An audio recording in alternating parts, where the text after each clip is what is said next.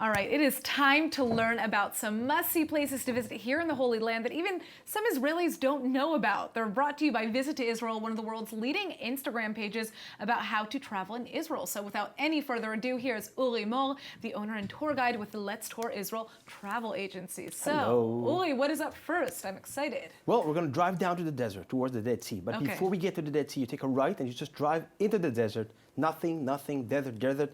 Then in the distance, you see Nabi Musa. Nabi Musa. Nabi Musa is a mosque, which is 700 years old. It's kind of fortified to keep from intruders from coming in. Right. I mean, it's in the middle of the desert, so that's Exactly. a pretty good fortification if But you ask why me. build a mosque in the middle of nowhere? That's a good question. In Islam, it's believed that this is where Moses is buried. Really? The Moses, yeah. Interesting. So, I mean, I'm assuming the tourists who come there come from every different kind of background, right? They do. Just because Moses is a very known character in any Right. religion. He's Right. an important prophet in Islam. He's an important character in Judaism and Christianity. But Judaism, if you read the Bible, he was never allowed into Israel. He stayed in Jordan Right, while the of Israelites course. crossed in, and he's stuck there and he dies alone in Jordan.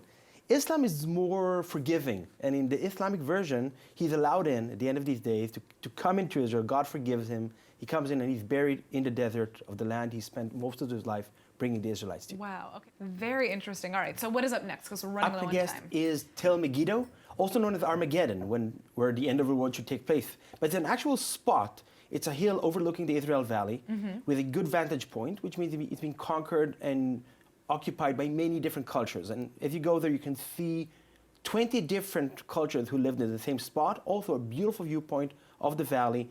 And the highlight, if you're willing to walk a lot, you walk down into an aqueduct and you follow an underground tunnel that leads to a spring, Interesting. which the locals, they dug out so they can get water without their enemies besieging them, knowing that they can get Is there water. still water there? Yeah, of course. Wow. So, Yeah. you can even dip your fingers in. Well, no, you can hear them flowing, but you can't actually. Okay. there's All right. no- That's fair. That's fine. All right. Well, thank you so much You're for welcome. joining us. 2 more locations that I've got to visit. Thank you. You're welcome.